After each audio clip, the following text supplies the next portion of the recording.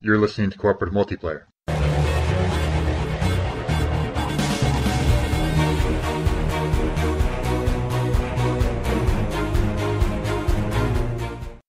The official podcast of the 4-in-1 Game Zone.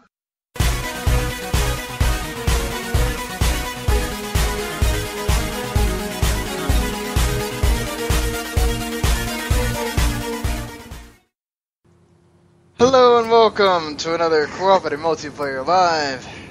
This is the official 4-in-1 Game Zone podcast. I'm your host, Sean Garmer. And I know we're like a couple days, well, we're a day later than we usually are in our little window. But it's alright. We're here at least. And with me today is my usual co-host, Mr. Mark Morrison. Howdy. Well, how have things been for you in this sort of weekend a little bit over? Pretty good. Playing a lot of games. That's fun. Yeah, I've been playing more games than usual, so that's always fun on this end as well. To have the ability to not just play like the same couple things or whatever. But that being said, what have you been playing? Mad Max more. I finally got the second Stronghold. Picked up Everybody's Gone to Rapture. I played about an hour of that or so. I haven't beat it or anything.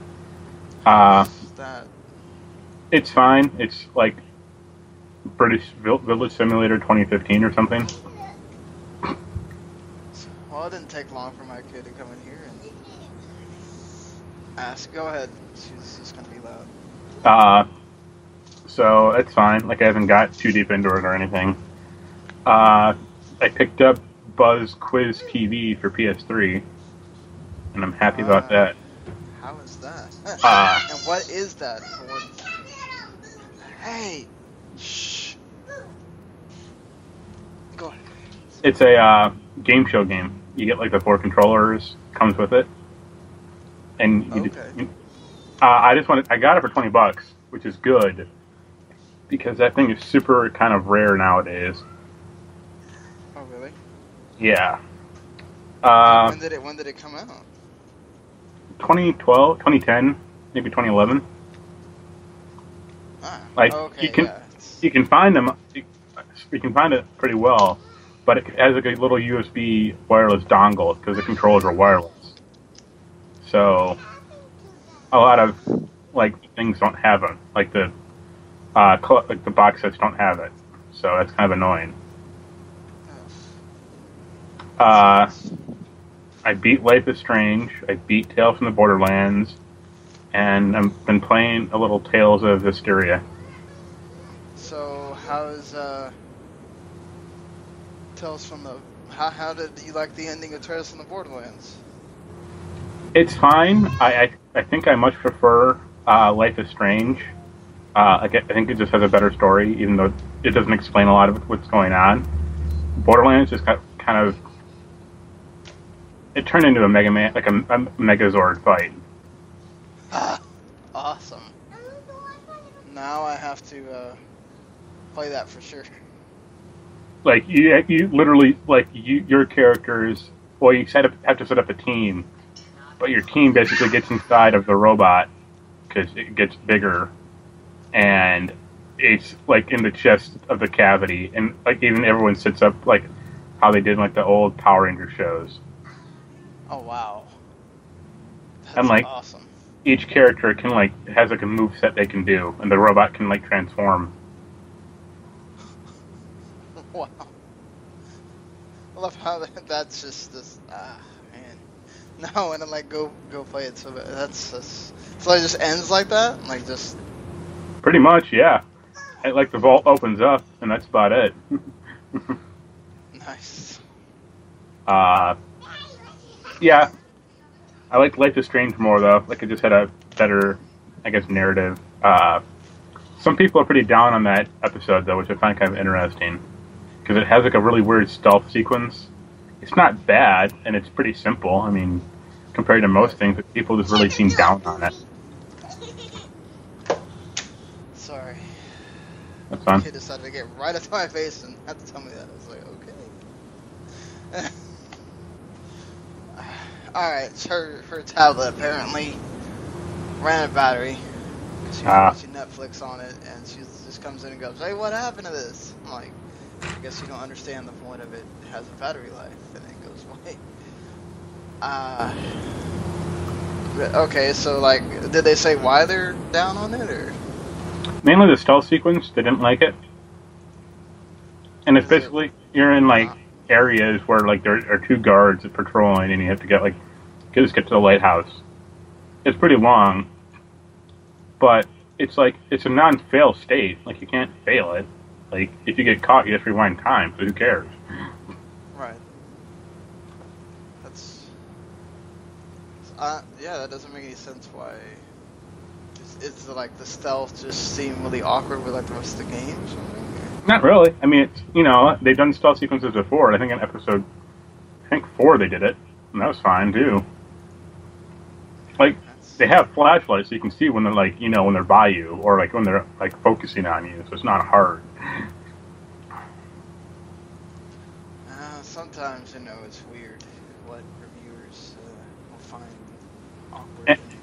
And like the dialogue is really funny in it too, which I actually kind of found pretty good. Well, that's awesome. Yeah.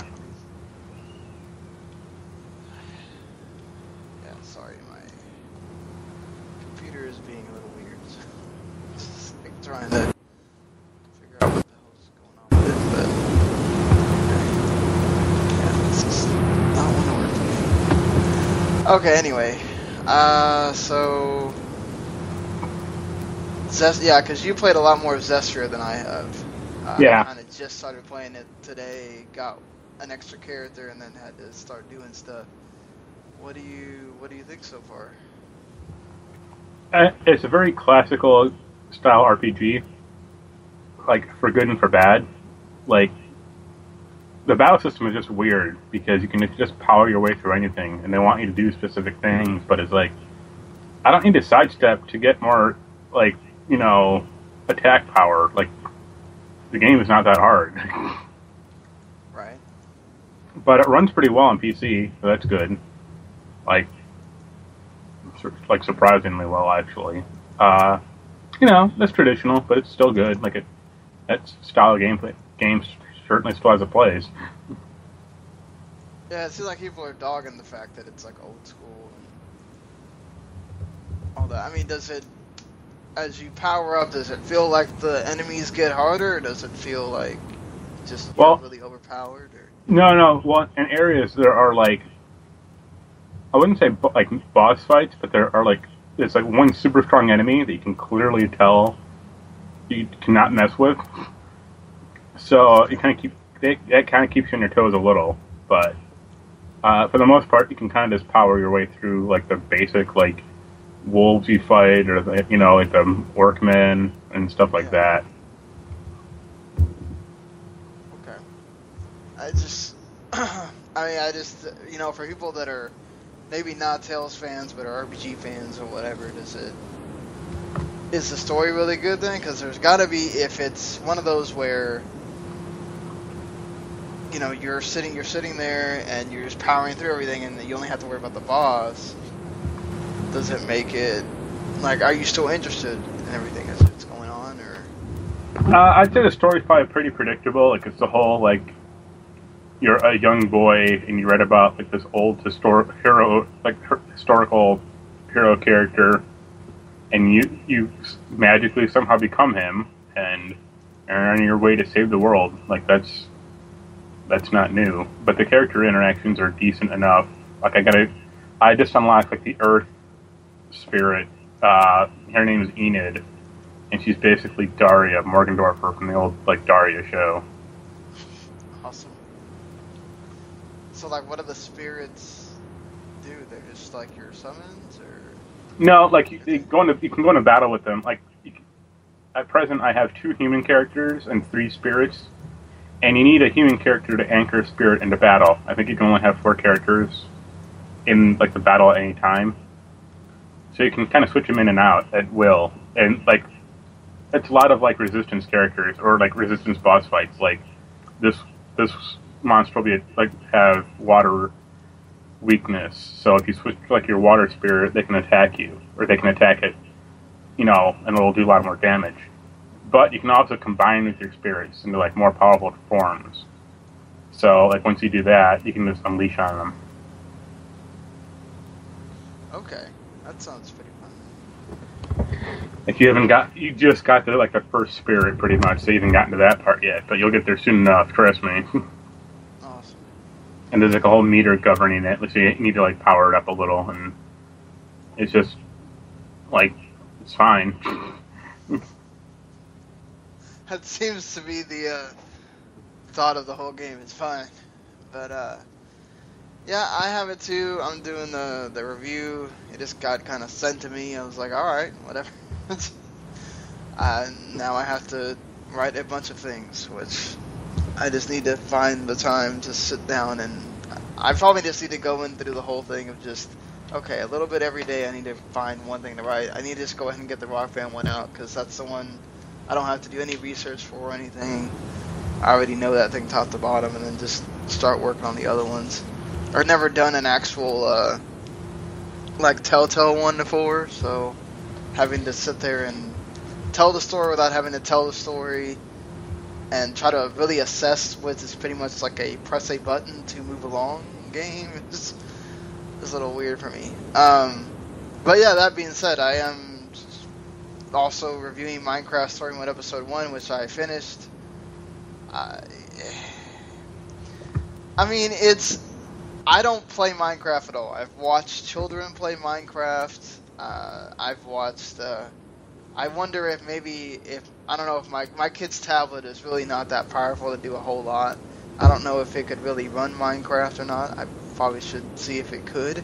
Maybe she'll end up liking it or something, but I don't know anything aside from the basics of what Minecraft is, and some of the actual like character, like I know what the creeper is. I know, like, obviously what the zombie looks like and all that, and you get to see that here. So you get all the Minecrafty stuff.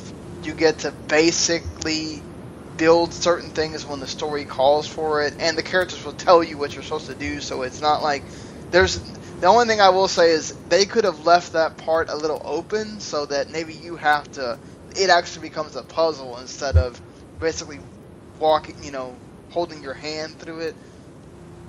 Other than that, I mean, like, the only thing that's kind of sort of not like every Telltale game is the combat is a little free. You press L2 and you can actually move the person around. It's not where you press L2 and you have to, like, they're just stuck in the one position. So that was a little bit better than, say, I think like The Walking Dead, you basically just had to put the little reticle in one spot and then press R2, and it's just like, okay, well, this is kind of awkward. I think, whatchamacallit, why can't I think of Wolf Among Us was kind of like that. So that's one thing it's going for, but the story is kind of, it's just your typical, like, it's this guy trying to be a hero, and he has this group of friends, and you're all going on this adventure, and you have a pig that's with you for the comedy, and then you're basically supposed to go find these heroes that are going to help you save your Minecraft town that got, taken over by this evil being or whatever. So, I mean, it's just kind of there. I don't know. If you really like Minecraft and you want to see what they could do with the story mode, I think you could like it. I mean, it's only $5 to try out episode 1, and if you don't like it, then just don't keep playing the rest of them. I don't know. I mean, I didn't find anything, like, bad in it. I also didn't find anything that was, like, totally out of this world. Oh my god, this is one of the ones you gotta play. I think as far as episode 1s go, it's probably down on the bottom tier as far as, like, getting me to want to play the second one. But it's, like I said, there's nothing bad, so, it is what it is. I did play some of Blood Bowl 2. I kind of understand it a little bit more, but it's still, like, some of the strategy is still like trying to learn calculus. Like, it's just, I really don't, like, even understanding the basics, it's just like, okay, I still have to try to figure out when I'm supposed to hit the guy and when I'm not supposed to hit the guy and where am I supposed to put my guy. And it's more about like trying to keep yourself from getting hit and the guy scoring a touchdown than it is like you. It's like a minimized risk game instead of you trying to actually like win, like going all out game. So it's a little bit like I wouldn't say it comes from a tabletop game. So if you're not if you're not somebody that wants to sit there and read up on how to play a game before you actually play a game, don't spend the money on this. This will require you to really get in depth with how to play that game. So yeah, that's all I can say. I mean, if you just look at it and go, oh, it's like awesome creatures playing football. No, it's not Mutant League at all. It's just, it's much different than that. But I still had fun with it when I can kind of understand it. It's just, you know, it's also different than a regular strategy game because there's a lot more strategy than game, it seems like, with that. Rock Band 4 is Rock Band 4. I've been playing that, so see, they keep adding the music. They just made the Green Day export work. So if you have it and you've been wondering why you can't play the Green Day songs, they finally made that work. So have fun with that. And they also have confirmed now that Rock Band 3 will export. It seems like they're going to have all the songs, or almost all of the 84 songs, because they're going to charge... They've never charged this before, $15 for the key. The most they've ever charged is $10, and that was for, I think, Lego and Rock Band 2. It was $5 for Rock Band 1. So it seems like we should get almost all the songs. They haven't officially said how many we're getting, but ever since Lego, we've gotten all the songs. So let's see what happens. And they have said that just like they've done with all the Legacy DLC, if the song has a solo, it will have freestyle vocals and freestyle guitar solo in it. So that's cool too, if you like those. I know some people don't because it kind of makes it look like you're playing like a little toy guitar, and I can kind of understand that. But anyway, there's a lot of stuff to get to since the last time we've done a podcast. I'm not going to be ignorant and expect that, you know, you're waiting for us to talk about it. I'm sure you've seen it on the millions of gaming websites that exist, including our own here at 411. But we'll talk about some of this, and whether it's your first time hearing it or not, hopefully it's interesting for you. I guess we should start with something that's a little bit more recent. Probably the NX stuff is probably a little bit more broadly appealing, but we'll start here. So, you know, I think, I don't know how many weeks ago it was, probably was like months ago at this point. They had that story about Destiny's original story apparently got cut, and when they were having that suit with the former Halo composer guy, and then all of a sudden, you know, Kotaku had this report about, oh, well, they had to cut a lot. Well, they basically had another report that says that they took a lot of that original story and put it in the Taken King. And now apparently they've taken another piece of that story and they're working on Destiny 2 already. Which to me screams, we really need to make sure that we get more people to play this game, because we can't keep putting expansions on top of expansions. Does this seem like a smart move to you to kind of make sure the franchise keeps going, or does it seem like a desperate move and they really could have just kept doing expansions? Because supposedly they had a 10-year life cycle with this thing, and we were supposed to see Destiny 2 for at least a few years, if not more. Yeah, but it's Activision, and they're gonna want like the number 2 to 3 to 4 over this, you know, a subtitled expansion. I mean, it's not. Destiny's not on the level of a World of Warcraft, and it never kind of will be. So, I think it makes sense that they want to get like a Destiny 2 out as soon as possible, instead of like the old stuff or like the reheated leftovers with some added stuff into it. Yeah, but don't you run the risk too of also alienating like some of the players that have been playing, because you're asking to you? They've had a steady stream of expansions. which have been anywhere from $20 to $40. And then now you're going to ask them for a $60 game again. Then they're going to be the expansions for that game. And it's like, man, this is starting to get like really pricey, you know. Whereas at least there's been some time in between the stuff with WoW, you know. I mean, yeah, but also they know that there's no real other shooter out there that's kind of like it, so they'll pay for it regardless if they want to keep playing. True. Do you think, hearing all this news about the story, do you think people should be kind of upset about the fact that they kind of just totally killed the story in one instead of going with what they had? It seems like it was much better. Well, I mean, it might have changed like midway through, so that like I would say it's kind of annoying, but the story kind of is so immaterial to Destiny as it is, it doesn't really matter. Do you think? Like, well, what if they didn't make you find out the story using stupid cards? You know? I mean, that would have helped. Like if the story was in the game.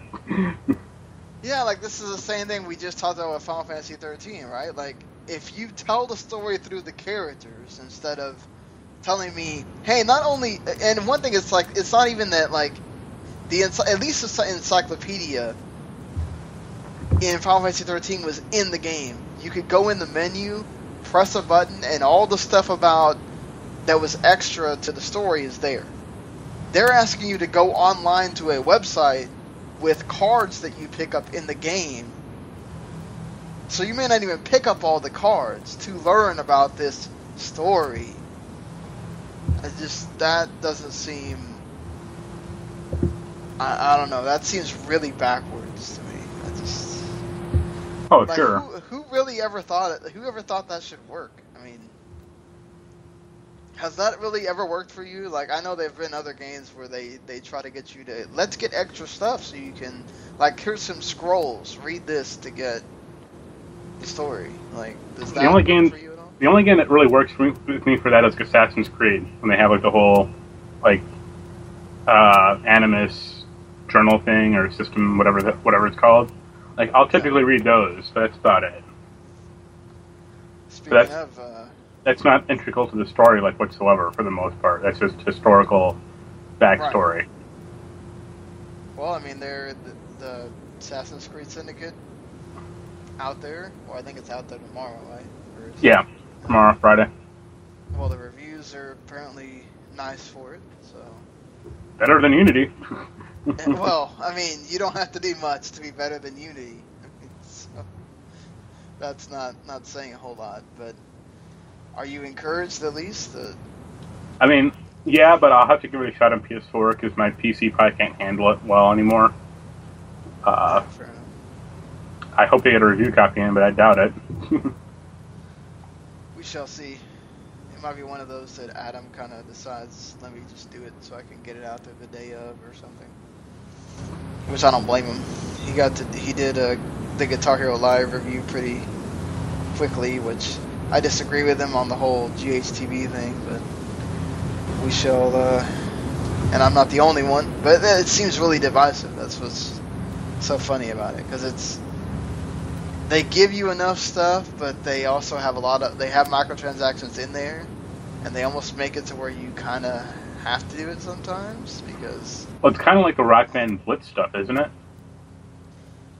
It's sort of like the whole power-up, like, you have to pay to use power-ups, and you get some coins out of the game, but right. if you want to use more, give us $5, or however much it is.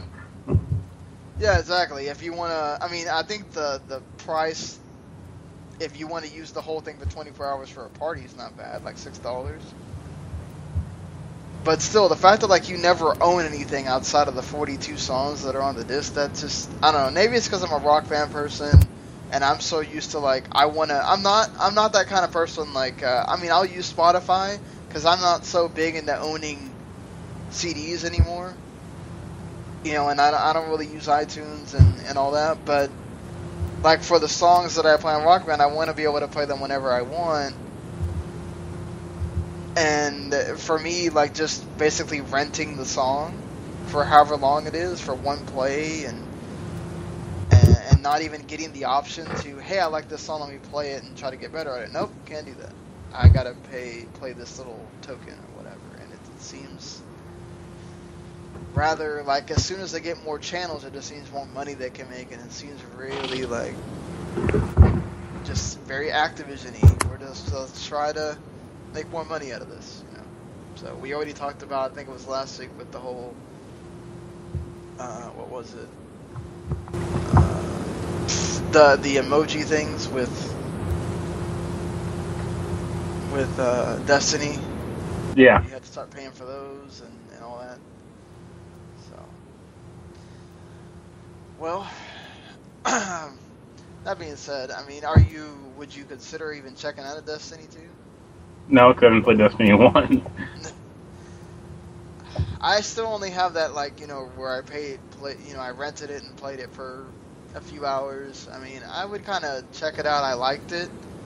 I made a few PSN friends over it, but it wasn't something that, like, totally hit with me. I got a little bored after a while because it was kind of the same thing. And especially the story not going somewhere. Like, at least, you know, World of Warcraft has all this lore that you can go find out, and there's story in the game, sort of, if you do the raids and whatnot, but like, I just felt like there was none of that for Destiny, so I kind of felt like, well, I'm just playing this to play a shooter. It felt rather unnecessary. Hey, I played like the beta, like when that was coming out, and I was like, all right, it's fine. And What? that was it. It's a good shooter. Like, if you really like shooters, I mean, it's not bad on that part, but it's Bungie. You know, not gonna make anything bad on that front. Speaking of fronts, Battlefront, Leia, Han Solo, and Emperor Palpatine have been added as heroes for that their mode or whatever. So they join, you know, Luke Skywalker and Darth Vader and Boba Fett. Didn't I talk about this last week? No, we talked about Boba Fett, and we talked about the 3 that were in the beta. We didn't talk about the ones that were added. No, but didn't I say like they'll eventually add Han Solo and Leia in anyway? Yeah, you did say that. That's right. Makes sense. I mean, that's cool that they're all going to be in there, so. I'm not going to be interested until I can play as Admiral Akbar. Okay, they're going to add that in next week just for you. That or Mara Jade. That one might be a long shot. But who knows? Apparently they all have, like, their own uses. Like, if you... like, the Leia one's a support character. If you're a lone wolf type person, you have Han Solo, and then you have Palpatine who does his lightning thing. So, there you go for that. Way to be creative. Right? See, if I was making it, I'd have it switched. I'd have the Emperor as a support character and Leia throwing around lightning bolts. Yeah. But yes, the opposite. Leia has to snort up a white magical powder first before she can do it. God. Like that. So again, Konami's out here refuting claims that Hideo Kojima is done with the company. So, you know, a report comes out saying that he is done.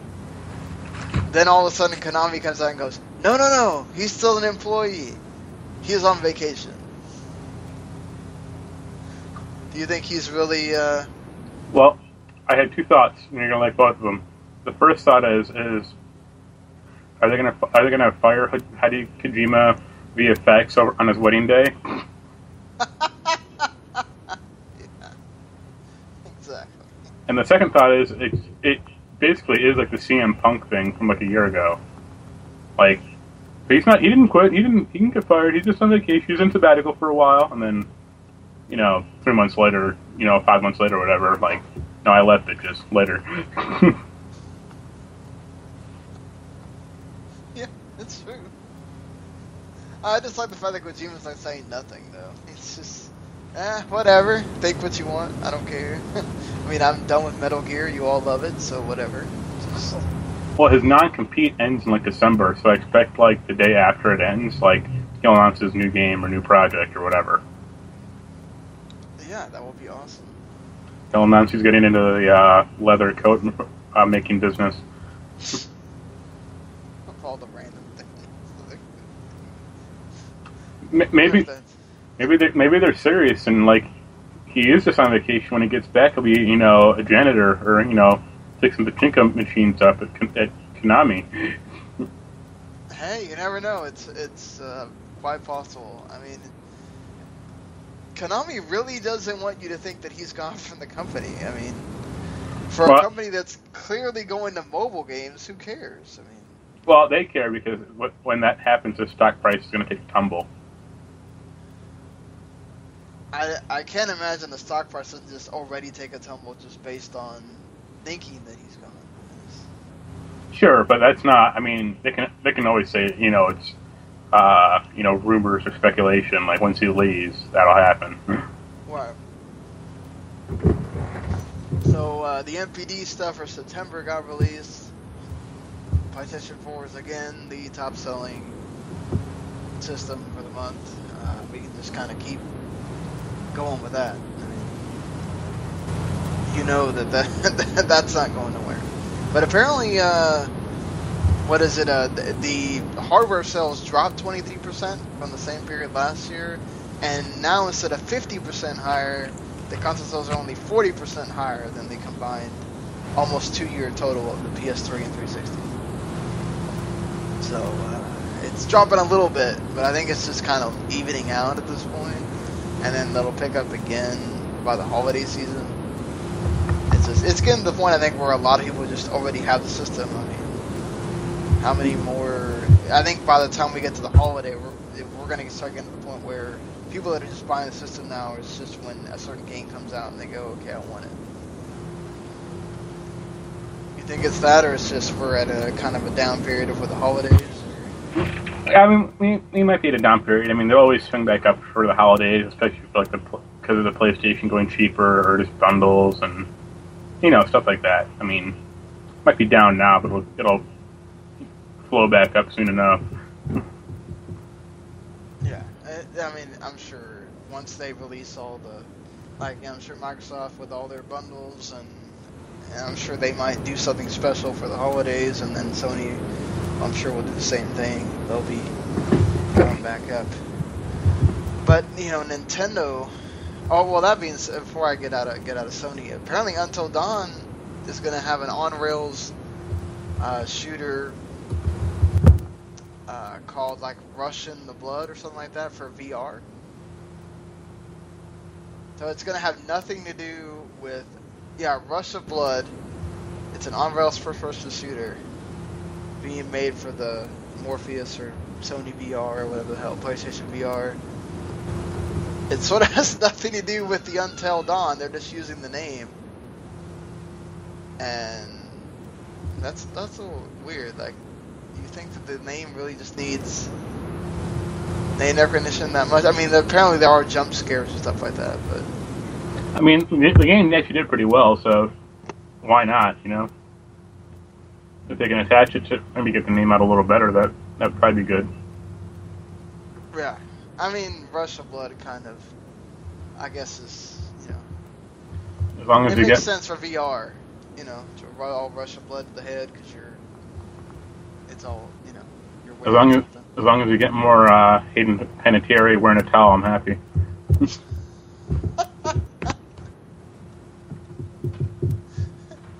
sure you can watch shows for that. There's apparently Wendigos in the game, too, so... Well, that's what Until Dawn. I mean, yeah, be wary of that.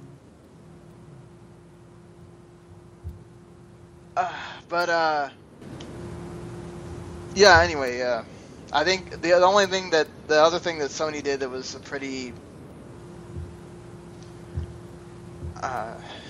notable is they announced all the not all of them, but a lot of the big games that are going to be part of their PlayStation Experience thing.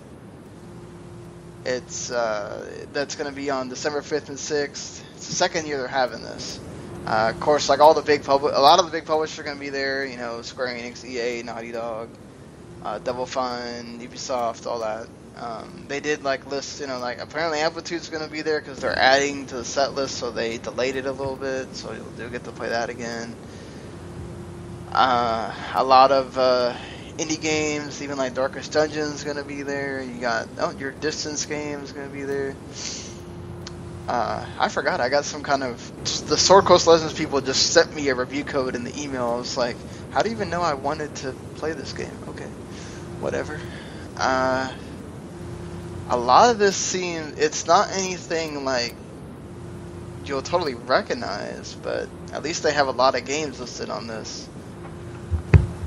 Well, Killing Floor 2's there and whatnot, which they announced at that PC gaming thing that was going to come to the PS4. Anything strike you as interesting about this conference? I assume debut stuff. I assume No Man's Sky or Horizon isn't on that list, is it? It's not, but I'm assuming it might be something where they're just going to show a lot of stuff for that without having to necessarily have a playable for it. I guess Amplitude, because it's just because I want to play that, and I want it to be out soon, within this decade, would be nice. Yeah, really. I think it'll be fine. I mean, I don't blame them for wanting to add to it, so you know, it is one of those. But you need to put more freeze pop songs in there. Probably, yeah. Who knows? They could. Apparently, the freeze pop songs are having problems like loading on Rock Band 4s. You'd be kind of disappointed. Yeah. So as I was saying before, Nintendo. It's not Nintendo saying anything. It's the Wall Street Journal is saying that they have sources. Once again, this is not the first time that apparently development kits are being sent out, and that again we're talking about this 2016 release date for the NX with industry-leading chips, so they can get back third-party developers. And they also talk about that it could be a dual system unit with a mobile unit. They don't call it a portable game system unit, but it'd be weird to have a phone that is attached to it, because that means you would just have a phone that's for this. I'm assuming they mean like a 3DS sort of thing. Again, we're hearing this 2016 launch date deal. I think it's really gonna. I think honestly, with them saying, when you have Reggie come out and go at E3, I don't think have we ever had a system where they just tell you straight up? Because I remember with the PS4 and Xbox One, it was just one of these things that everybody felt, okay, E3, whatever, what E3 was it? Was it 2013? None of the stuff showed up there, and everybody was kind of like, man, this is really missing these new consoles. Then all of a sudden, Sony had their conference, Microsoft had theirs, then the next E3 came, and we had all the games and whatever. When Reggie comes out at E3 and tells you, next year we're going to have information about the NX, but we're not telling you anything until next year. Like, that to me tells me, okay, we're going to have a direct earlier in the year to show off the system and everything. E3, we're going to show you the games, and then holiday 2016, it's there. Do you think that that's possible, or? Well, there are two things. The first is, if like developers are just getting like debug kits and development kits, 2016 is way too soon to get that thing out there, because it takes about at least a year and a half to make a game. It's not 2 years, let's be honest. So, I mean, if they're getting them now, it's a year to make a game. It's like, good luck. But on the flip side, if Reggie gets up on stage next year at E3 and just pulls like the Sega Saturn, like, it's out in stores now, go buy it, that'd be awesome. That would be great. They're not going to do that. Why not? It works so well for the Sega Saturn. Yeah, because that works so. Because I just remember retailers being so pissed. Like, what? It's here? You gotta be kidding me. That's because they signed up through KB Toys and they should have went with the Toys R Us. Well, that's when KB Toys was, supposed to be like. I just remember going into the malls and like everybody went to KB Toys. Yeah, back when malls were fun. Yeah, when malls actually, had stuff in them. Like, there are at least 3 malls by my house, and collectively they have one store that I'm semi-interested in, and that's Spencer's Gifts. And even that store's kind of shitty. Yeah, back when malls had, music stores, and some of them still have, like, FYEs and stuff. But The nearest FYE to me is about 25 miles away. They all shut down, like, around me. Oh, really? I have no idea whether there's one here. I'm assuming, like, Dayland Mall probably has one, but in Texas, like, there was one in the Galleria, which was in Dallas. And, I live 35 minutes away just from Dallas itself. So, yeah, that would have been. Or they used to have, like, GameStops in malls. Yeah, there's still the mall right by my job still has the GameStop in it. So, that's, I don't think that's, like, totally gone. I mean, GameStop's still doing fine. I think if they hadn't put all that stuff that's not game-related in there, they'd probably be having some issues. But I think having all that extra merch has probably helped them out. Want to pick up a Walking Dead version of Monopoly, there you go. Oh, yeah. Apparently, when they got the World of Warcraft one, it, like, sold out really quickly. Like, well, also because GameStop was selling a lot cheaper than you could get it on eBay. So, makes a difference there, too. So, did you know that apparently a real Pokemon gym is going to open in Japan? So, like, they're basically going to make it like this learning center for kids, where you can basically go in there, battle people, where you can learn tips and tricks of Pokemon if you don't know any, apparently. And you can get special Pokemon, too, that I guess they would only sell when you went, or not sell, but they would only have if you went there. So I guess that's a way you can get, like, membership cards and passes and stuff to pre-order on Halloween. If that place ever gets robbed, I want them to be dressed up like Team Rocket. Ah! Yes. And they have to sing the whole thing, too. Yeah. Also, I want them to just start, like, genetically engineering rats to be yellow and shoot electricity. PETA might have something to say about that. Japan, they don't give a fuck about PETA. Yeah, well, would they really do that, though? I mean, I guess it's possible. It's just, yeah, I don't know. I mean, that's cool. I don't know if we're ever going to get one here maybe in California or something. Yeah, like San Francisco, or, maybe like New York City, or like, New York City or something like that. Yeah, but they do have, like, the Japantown over there, so it's possible. And But apparently the passes cost $26. But also, Pokemon it's big over here, but it's not like the cultural phenomenon it is over there. Right. Like, it's not, like, we went through that phase, and it kind of died down a little. Like, you don't see, like, Pikachu and all like, the merchandising crap that you still do over there. Oh yeah, but it's like it's a huge thing over there. They are apparently worried about, like, Yokai Watch is not gonna do the Yokai Watch is already kind of dying out there, and they're like on the 3rd game, and it's barely about to come out over here. So we shall see when November 6th hits. Which I think the anime is actually not coming in English till, like, after. So that might be an issue for them to get it to sell. Let's see. I'm interested in it just because I like Japanesey stuff, but I don't know that every kid's going to see that and go, all right, I want to buy this, But then again, I just remember, like, with Nintendo Power and everything, like, I remember being in, what was it, like, 4th grade, and, like, everybody was talking about Pokemon before the games even came out. Like, I freaking called my grandparents and was like, go get me these games, like, everybody's talking about them, I want them, and, like, they apparently went to Toys R Us, and it was, like, the only last blue and red that they had, and I turn it on, and I'm like, oh, there's this monster, and I'm supposed to fight with it, okay? And then, yeah, it seems interesting, like, the fact that you can do stuff with the stylus and whatever to make them attack and all that makes it pretty interactive, so we shall see, I guess. But But yeah, I mean, Nintendo is, what else was Nintendo? I forgot. Yeah, so Mario, you in the train. Yeah. So, they are coming out with a Mario encyclopedia.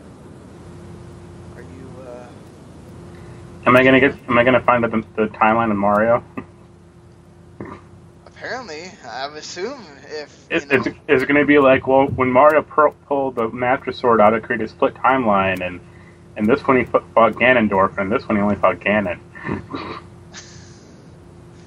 He's obviously referring to when they decided to wait until Skyward Sword came out to tell you the Zelda timeline for some reason.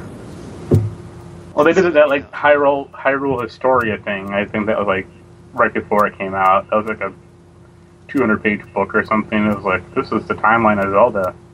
It's like, I don't care about the timeline of Zelda. Well, some people do. They want to know what game they're playing and what order and all that stuff. Like, you can do that with like a Dragon Age or Mass Effect because there is lore there. Like, the lore of like the first Zelda is you pick up a sword from an old dude and you fight. True. But I mean, you do go through. Well, not really. It's kind of like Mario. You just go and save the princess most of the time. It's going to be like in every generation there was a Mario and a Toad and a Waluigi. Probably not Waluigi, but a Luigi, and Luigi can still get mad about being second fiddle the whole time. So it is what it is. I mean, it's interesting. It's there for you if you want it.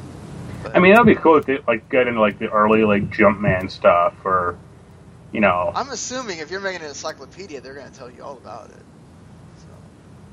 So, from Jumpman, from Donkey Kong, all that stuff. They can explain why Mario is missing happened. They can apologize for that. Yeah, they're going to have an interview with Miyamoto where he says, "I'm sorry this existed at all." Whatever. So Blizzard is making its own esports division. They actually got good God, that's right. Yeah. They actually got Steve Bornstein, a guy that formerly, was CEO of ESPN and the NFL Network, and a guy that was also a co-founder of MLG to be a part of. Do you see this now being like really big? That like Blizzard. I mean, we always see this all the time. Not just at BlizzCon, but they had the whole when they did the thing for Heroes of the Storm that was shown on ESPN and all that stuff. Obviously, Activision or Blizzard has enough games in their portfolio to do this. Do you think this is gonna like make it a bigger deal now? For Blizzard games, maybe. But MLG has expanded so much out from just like StarCraft to StarCraft 2. Like they're not going to get into like, well, in this one you play Rocket League. It's it'll be kind of a promotional event or promotional series for there are 3 games and that's about it for Heroes of the Storm, StarCraft 2, and maybe WoW. That's about it. Here at Hearthstone. Yeah, that too. Oh, I forgot about that, but yeah. Well, I'm sure WoW, whatever that arena is. I read a report that they were actually like, they had like a guild off at like one event where like they had to do a raid, and the fastest people would get through it like won some money. Oh, is that what they're doing with it too? Like I'd be more interested in that honestly than like just PvP arena crap. 'Cause who cares? Like arena, they always have as part of the stuff at BlizzCon, so I imagine that will probably be in there as well. Like I'd rather see like a team of 10 people trying to take on like a super version of Ragnaros or something. Well, if they do that, then Diablo should be able to have its own. Well, they got the season stuff, sure. Yeah. Whoever can tech up to 60 or 70 in Diablo 3 wins. Yeah. Let's get to that.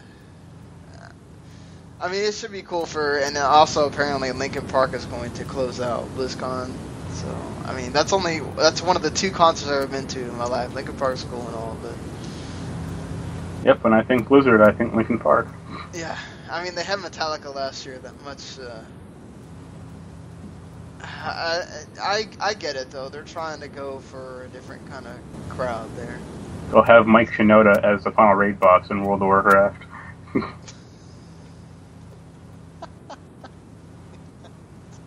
Exactly. So if you didn't, if you were waiting for this, Twitch is now available on the PS4. So there you go, Mark. You can watch. Hasn't it always been? Or this is the viewing application, right? Not Yeah, the viewing one. Okay. Great. I can continue to not watch it. Well, this lets you do the whole broadcasting of it, and then you can also watch people. I think it broadcast from PS4 anyway, though. Yeah, you already did that. Yeah, you okay. did it through with the That's what I was thinking of. So, yeah, it's gonna be on PS3 and Vita later, around December or something. So, if you still have your PS TV, you'll be able to use that too. I'm gonna get one of those when it hits like $20. That'll be great. Yeah, especially with that hack that you can play any game on it. That's really making me consider doing it. So, we have two different things here. With Square-Enix says that they want to continue to remake their old IPs. They also said that they would, think about revitalizing them as well, kind of like what they're doing with Final Fantasy VII. And then EA comes out and says, well, we don't even want to make any remasters or remakes at all. And this is also when people are sitting here crying out for a Mass Effect Trilogy remaster. Peter Moore says that people that are making remakes and remasters have run out of ideas, and that they are investing in new IPs instead. Yep, like the 5th Battlefield game. Yeah, no, this is what struck me is so yet another Madden game. Yeah, we make so many franchises that get made every year. It essentially is a remake. Yeah. I mean, it's not technically the same game, but it sort of is in the same vein. So, it's a bit contradictory for them to say. But I do agree. I'm glad that they're, wanting to make... They want to be able to make a GTA-style game, because they don't have that. And that, they have the whole Visceral Star Wars thing, which we still don't know what it is. They cite that as two things that they're wanting to really get into. But do you agree with Peter Moore, though, that it means that you've run out of ideas if you're doing remakes or remasters? Or no, it depends. It's a matter of degree. Like, if you're remaking everything you've done, that's a problem.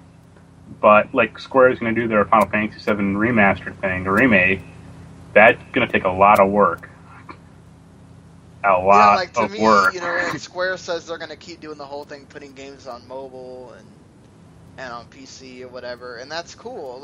I think that that's fine, because there is an audience there that never had PlayStation 1s, that never had Super Nintendos, that, never had any of that stuff. And,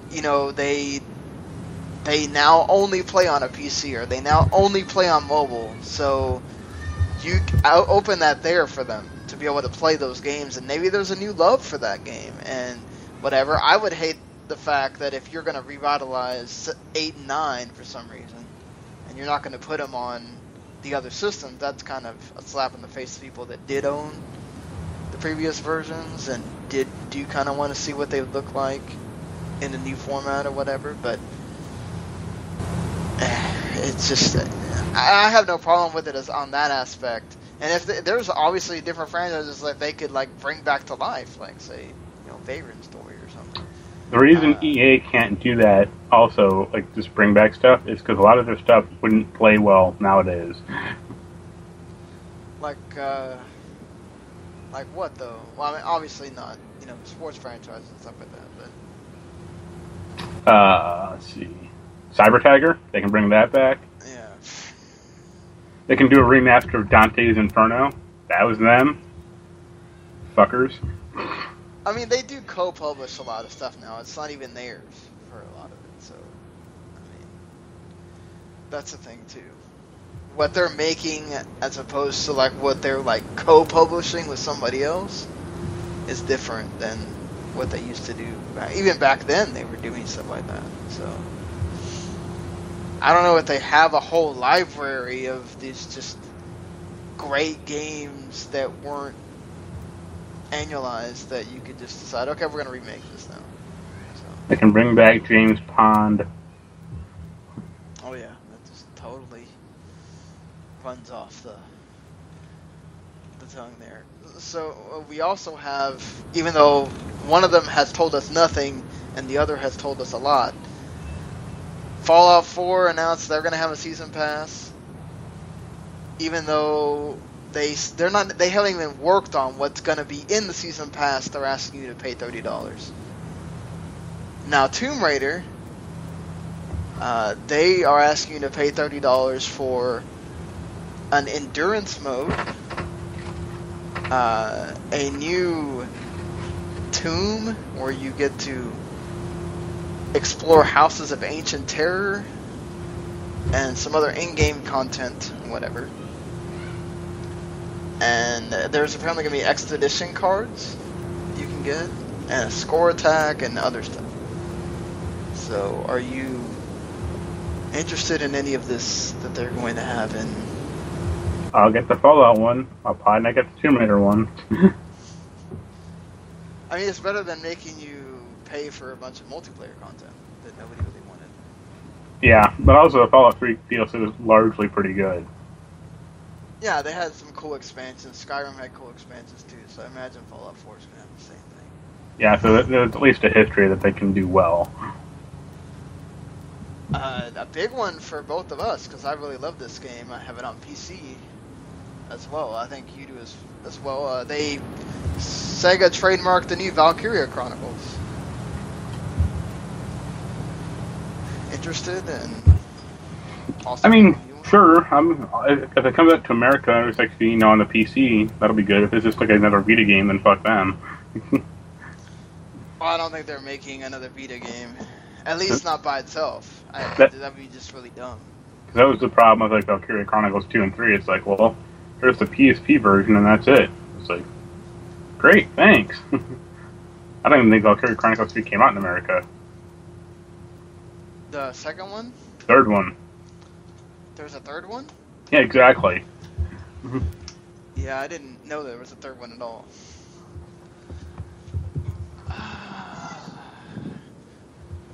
So, What else?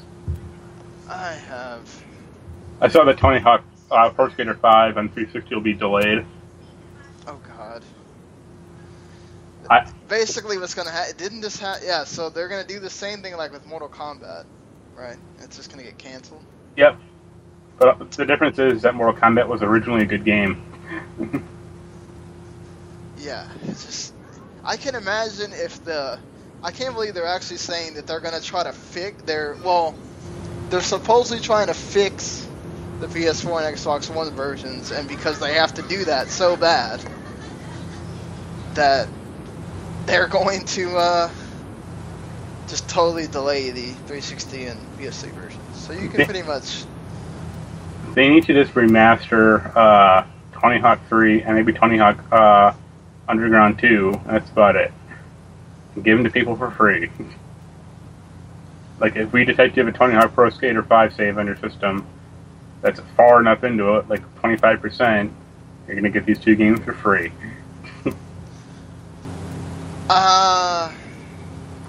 Yeah, sorry. My kid is distracting me with her wanting to, you know how if Netflix does that thing where it's the state... Where it, like, freezes or says, do you still want to keep watching? Yeah, exactly. Like, yes, She's bastard. like, she doesn't understand she can press a button and... well, I mean, she doesn't know how to use the controllers or whatever. So, yeah. I mean, it's, you know, it's... I just have to go press X and it'll keep doing it, but she doesn't know, so... yeah, just, that's... Anybody, seriously, I want to know who really is just waiting for that 360 or PS3 version to come out and go, yes, I've been wanting to play Tony Hawk 5 that badly. That'd be no one. At least Mortal Kombat had like an audience to it, or had the built-in like good reviews. Like, and it's like if you thought the frame rate on the PS4 version was gnarly, just wait until you see the PS3 and 360 versions. So are you excited for these X-Men series that are going to be coming on Fox and FX? Even though that Legion one seems like it, I've been hearing about it forever, but it looks like they're finally starting to do something with them. I would say no, because I think both, like the Legion and the Hellfire, both series just sound so kind of peripheral and like dumb. Like Legion has enough baggage with like being Professor X's son, and the character having basically no personality because he has alternate personality disorder. That's kind of a problem. And for Hellfire, it's like a good idea, but like who cares about like the dynamics of the Hellfire Club and in the 70s? Like unless we see like a lot of Emma Frost like wearing go-go outfits again, which I doubt they'll get January Jones to do that role, then I don't see it. Well, I mean, do you think it's? I think it's more about like I'm sure they'll modernize it. No, Hellfire is supposed to take place in the 70s. Right, but couldn't they just make it to where it's sort of like taking place in modern day? I guess. Because if they're gonna try to link it with the other X-Men stuff, be a bit. I don't know. That's possible. Like, I mean, also the Hellfire Club, like, just the dynamics of it. It's just like, well, I'm the White Rook, I'm the Black Queen. It's like, I'm the guy who doesn't care. I'm the chess master. Leave me alone. Seems more like kind of like the same sentiment we were talking about with what was it that we talked about last week? The Inhumans thing. Yeah. Like, I would actually much rather have like an what was it? Like an X Factor TV show. Like, that would be good. Yeah. Like Mutant Detective Agency. Like, that'd be great. That'd be or cool, actually. Yeah. Like an Alpha Flight would be funny. Be really funny, actually. Or even just like a new class of X-Men, like new X-Men. I mean, why not? They could get. That's what I was. Couldn't they? But they couldn't. Couldn't they do something like what they did with like Gotham, where they kind of do like telling the origin stories? See, no, because they did it the movies. Like, you're not gonna get James McAvoy to do a TV show. True. Remember Generation X? Yeah. The movie? Right. No, do you remember that at all? I remember the name. I don't remember the movie. They did a 1996 and a 95 like backdoor pilot for Generation X. It was going to be. It was on Fox. It's going to be like. It's supposed to be like if it did well as a movie, it could become a TV show. And it was like X-Men, but the two teachers were. What was her name? I think it's Emma Frost was one of the teachers, and Banshee. And the students were Jubilee, Chamber, Monet, and like another guy who could like see through walls and like fire laser beams. It wasn't Cyclops, but like another character like that. You should track it down. It's pretty goofy. So that is. It's not. It's not as bad as like the like Justice League movie or TV show the guy made like a decade and a half ago. Yeah. But it's only like about one step above that. It was like when they did it was around the same time they did the Doctor Who movie. Oh, okay. Yeah. Like when Fox actually had like movies and like original programming. Yeah. Damn that. Sorry, family just came in, dog's going crazy. May or may not be able to hear that. But, so what do you think about the Moon Knight that possibly could be one of the Netflix series? Well, it's an interesting idea because Moon Knight's personalities are supposed to be, I think, Captain America, Spider-Man, and Wolverine. And at least one of those is not going to be in the character. Yeah. It'd be interesting if they switch it to Iron Man. Because then they could have kind of like a low-rent version of Iron Man for the character. So people like me who don't really know a lot about Moon Knight, like what is his appeal? I think the premise, like, the character is basically like he has a bunch of different origin stories actually, but the main one is, I think, like he found a temple and people were praying to this moon god, and the moon god gave him like special powers that in some forms can like it change, like his strength like wanes and waxes with the moon. Like I think when it's a full moon he gets like more power, and when it's like a new moon or dark moon he gets like none, or he still has some but not like a usual amount. But it also made him go crazy. And one of the versions, the version I know, he has multiple personality disorder, where he's basically like Wolverine, Spider-Man, and Captain America all into one, and he can like talk to him in his head. Oh wow, sounds awesome. And there's at least like 3 or 4 different it's all the same character, but he's been rebooted like numerous times, so like it gets very muddled.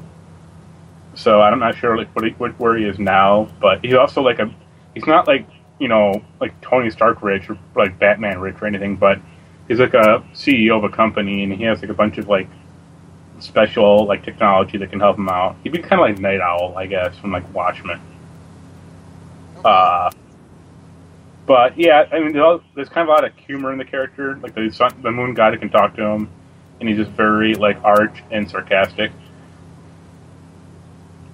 At least that's what that's kind of like what I vaguely remember about the comics and like reading up on Wikipedia. So it's kind of like Deadpool, but not totally comedic. Well, it's a lot more serious. It's a lot more. The character is like a lot more self-serious than Deadpool is. But it's also kind of like zany. But it's also like, if you think about this character at all, it's just kind of laughable. Well, there you go. I mean, we're already getting Jessica Jones towards the middle of next month, so I'm looking forward to that. Series David Tennant as a bad guy should be fun. should be awesome. And it'll be interesting to see how they deal with like the whole like Purple Man enslaving Jessica Jones angle. Well, speaking of Netflix, they're going to revive Gilmore Girls so they can have their actual ending that they didn't get to have. Fuck that. What about Party of 5? What happened to that Friends movie that was supposed to happen once? There we go. What about I want a Sex and the City revival where instead of like them finding all happiness, they just become bitter old crones who are like massively in debt. You might be one of the few that probably want to see that. Wouldn't it be like, nah. Like I had a friend of mine who he's a guy who was like legitimately excited, and I was like, do you have a secret vagina somewhere that I don't know about? Like I know a few friends that are guys that also watch that show, and they're like, oh my god, and I'm like, okay. Never. Like the one girl was kind of cute on it, who was in Sin City, Alexis Bledel, I think her name was. Yeah. That's about it. Never seen the show. Never intend to see the show. I've watched other shows with the wife and stuff that are sort of like it. Yeah, I mean, You know. what do you expect? I mean, it's drama. It's a drama, so. Right. But it was, it was one of those, like, I didn't have anybody when that show came out. I was just kind of like, nope. But, like, you just watch different stuff, so it's like the same thing. There's stuff I watch with my kid that I'm not watching with myself, but, I don't totally blame people for, like, because I started watching it, with, the wife when we had first had our daughter or whatever, even when she hasn't been around, or previously, I still watch, like Team Up too and stuff like that. But we need to get it now. Now that Netflix is going to bring it back, we need to get them to do a Homeboys in Outer Space revival. It'd be interesting they could bring back, if this works, they could bring back a lot of shows. The Secret Diary of Desmond Pfeiffer. Hulk will officially be in the Thor Ragnarok movie, so that should be awesome. Well, he's not going to be in Captain America, so it kind of makes sense. Yeah. Well, it's just him and Thor getting to do more stuff. Always awesome. I hope they have to get the band back together to save the church from the tax man. So, are you familiar with the hack and slash? Anime or cartoon or whatever it is? Or... I've seen the game. That's about it. Well, I'm not talking about the dot hack. I'm talking about there's apparently this series called Hack slash which is going to become a TV series instead of becoming a movie. And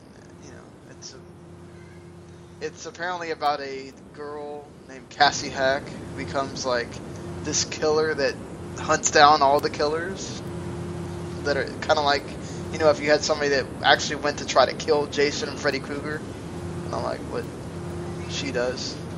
And it's supposed to be like, and they're going to try to make it like The Walking Dead. Sort of.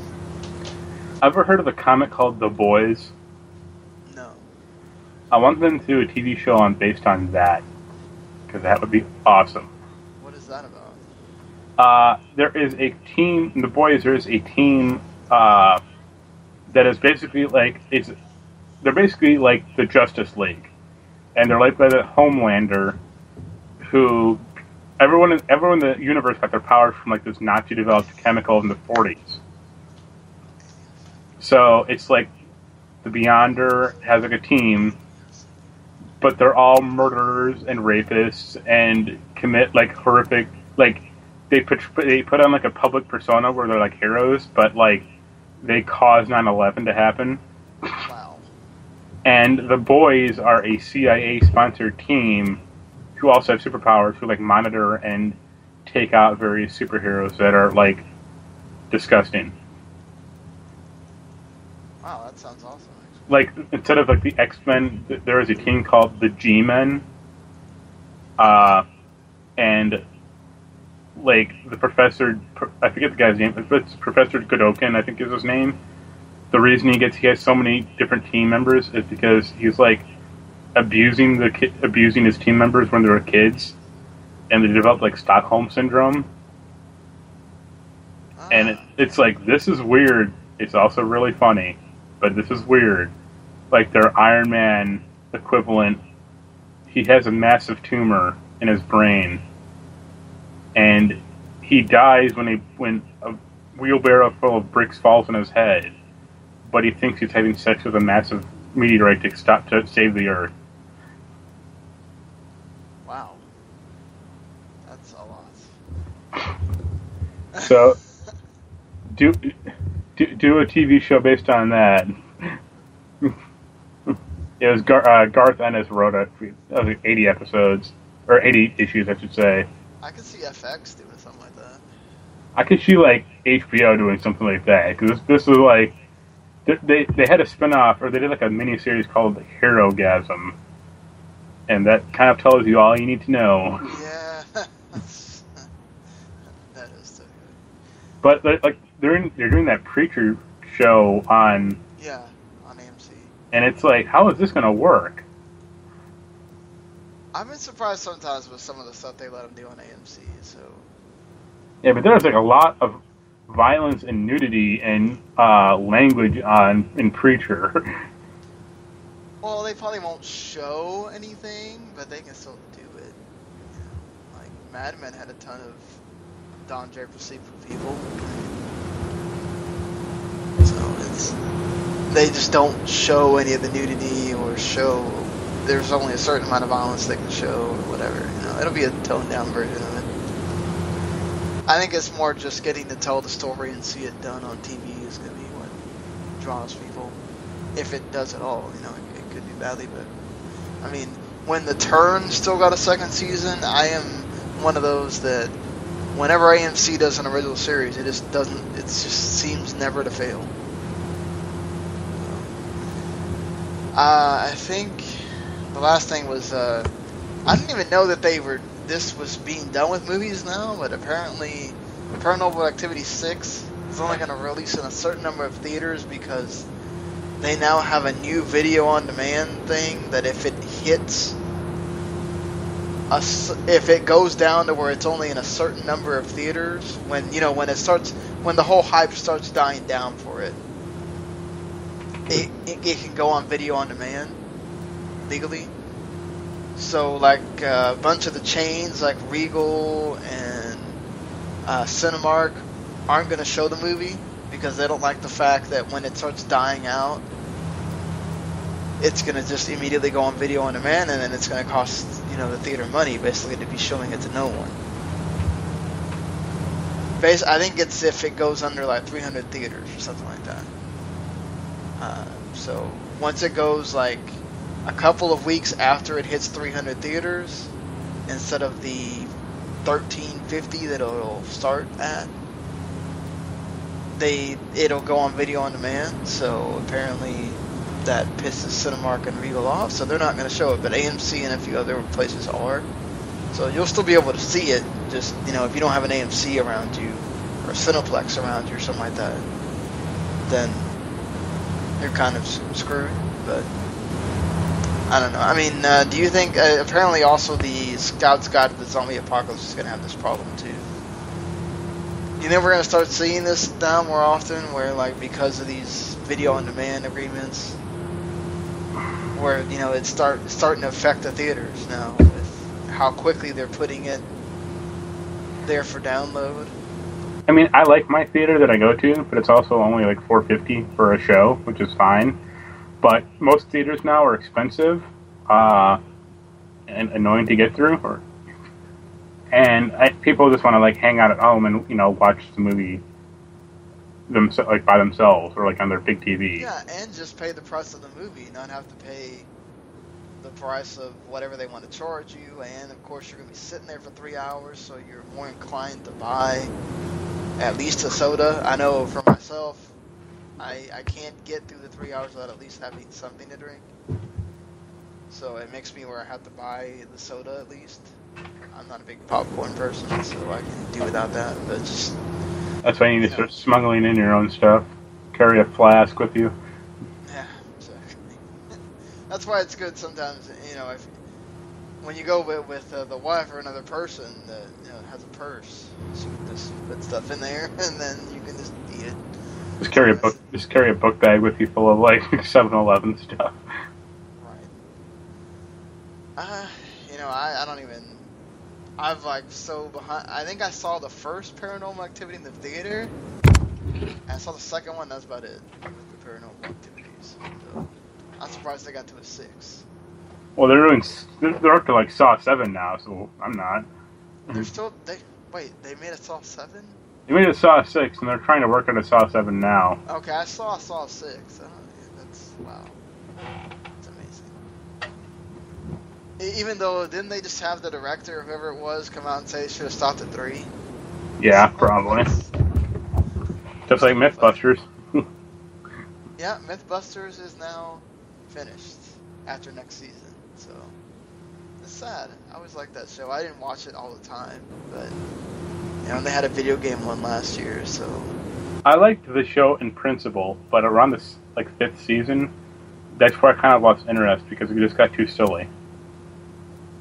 I agree with you. Like, and they split up the teams, so that kind of annoyed me because it's like I don't really like. I want to see these people interacting all with each other, not well, this team does one thing and this other team does another, and I don't really care about the other team except they had a hot woman on it for a while.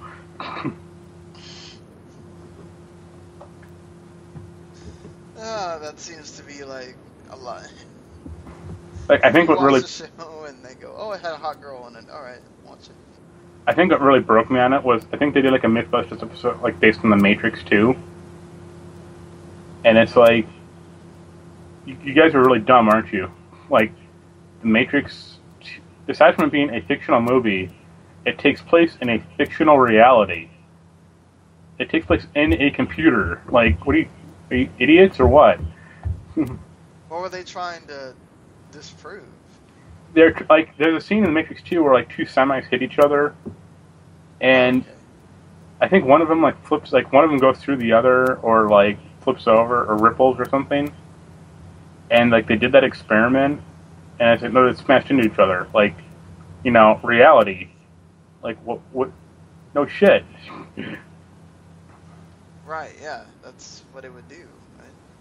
It's like, well, why not try to disprove the myth that you can get information by downloading it into your head? Like, perform brain surgery on Adam and give him the implant and see if it works. It's like, no. Like, it's a fictional movie. Yeah, it's not gonna happen. But I guess, that one's for the ratings or to have the time with the movies. Yeah, I mean, it got kind of just too much like about just tying it into certain stuff. Like, we got the Shark Week episode again. It's like the fifth one they've done. But it's like, all right, we're kind of done now. Well, it's Discovery. They're gonna try to tie in all their shows to that. But also, it's the end of the era. Because like that was like their last show, wasn't it? Like, they used to have like a bunch of other like reality-based, not reality, but like profession-based shows, and they all just died, or they all ended like years ago. So that was about it. Yeah, they did all kind of have that where that was their like big shows that they had, and I don't hear about that anymore from Discovery. Like American Chopper, or just like Man vs. Wild, or like that. All that. Yeah. Well, doesn't Man vs. Wild still do stuff every now and Yeah, then? but it's it's not like a show. It's just like specials and stuff. Right.